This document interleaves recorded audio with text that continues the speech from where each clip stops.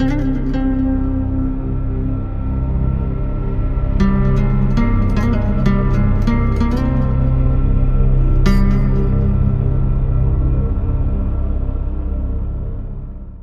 live in the most educated era in human history. More universities, more books, more information available at the touch of a finger than every library ever built combined. And yet, by almost any honest measure, wisdom, true wisdom, remains as rare as it has ever been. Which tells us something important. Wisdom is not the same thing as knowledge, and confusing the two might be the most costly mistake a thinking person can make. The ancient Greeks, who thought about almost everything worth thinking about, had two separate words for what we loosely call knowledge. The first was episteme, factual, verifiable knowledge, the kind you can prove, demonstrate, write in a textbook. A library is full of episteme. So is a search engine. The second was phronesis, practical wisdom, the capacity to look at a real, messy, specific human situation where there is no clean answer, where competing truths are pulling in different directions, and still know what it actually calls for. Aristotle, one of the most rigorous minds in recorded history, believed phronesis was the highest human virtue. Not intelligence, not strength, not even justice in the abstract. The highest virtue was the ability to discern what a specific moment in life truly required. You can have knowledge without wisdom, but you can never have wisdom without knowledge. That is the asymmetry that matters. Knowledge is the raw material. Wisdom is what gets built from it. But having the material guarantees nothing about what gets built. A library contains no wisdom. A long life contains no wisdom. A head full of facts contains no wisdom. These are all just raw materials, waiting. So here is the question worth sitting with. If experience alone is not enough, and we all know people who have lived for decades and remain profoundly unwise, repeating the same mistakes in relationships, in choices, in how they treat themselves and others, what is the missing ingredient? There is an old saying that cuts through every comfortable answer to this question. Even fools grow old. Age is not wisdom. Experience is not wisdom. Suffering is not wisdom. These are all just time passing, weight accumulating, years going by. The missing ingredient is reflection. Not remembering, most people do plenty of that. Not ruminating, that is just suffering on repeat without resolution. But true reflection, the deliberate, honest, almost surgical act of stepping outside your own experience and asking, what is the pattern underneath all of this? What does this keep revealing about me? Genuine reflection requires something most people spend their entire lives avoiding. It requires you to be both the subject and the observer at the same time. To look at your own life the way a scientist looks at data, without defending it, without excusing it, without needing the conclusion to be comfortable. Because the moment you reflect honestly, you risk the most destabilizing realization available to a human being.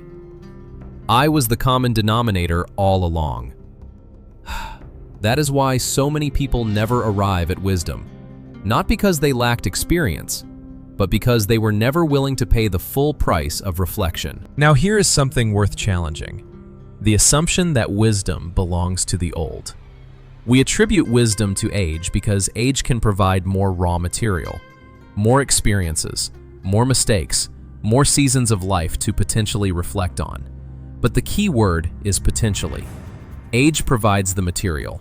It does not do the work. What truly accelerates wisdom is not how many years you have lived, but two things: the quality of your reflection and the people around you. Every serious philosophical tradition in human history understood that wisdom is transmitted, not just discovered alone. Socrates never wrote a single word. His entire method was conversation.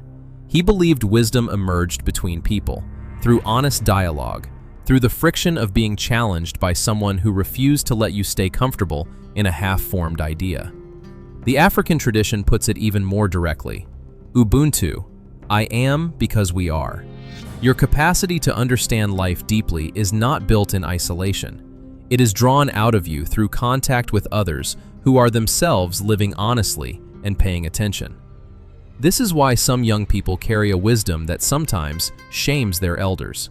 Somewhere in their early life, they sat near someone who modeled genuine reflection, a grandparent who spoke honestly about their failures, a mentor who demonstrated that life is worth examining, someone who showed them, without always using words, that the unexamined life is a waste of the only one you have.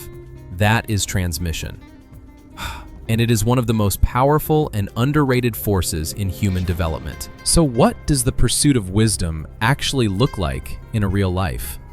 It begins with a practice so simple, it is almost embarrassing to say aloud. It begins with sitting down, regularly, honestly, without an agenda, and asking yourself 3 questions. What patterns keep appearing in my life? Not the events themselves, but the patterns beneath them. The same argument in every relationship, the same hesitation at every threshold, the same story you keep telling yourself about why now is not the right time. What is the gap between what I claim to believe and how I actually live? This is the question Marcus Aurelius asked himself privately for years in the journals that became meditations.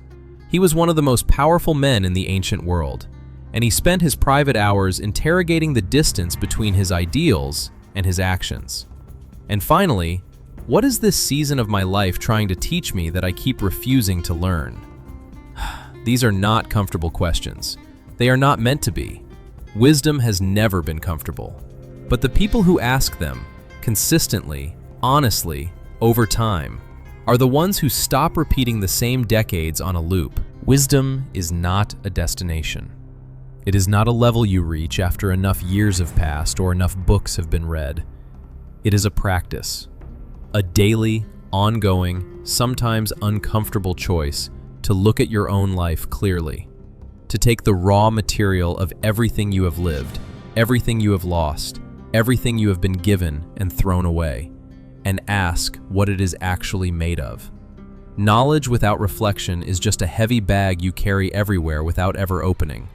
But knowledge examined honestly, over time, with the courage to see yourself without the usual defenses, that is wisdom.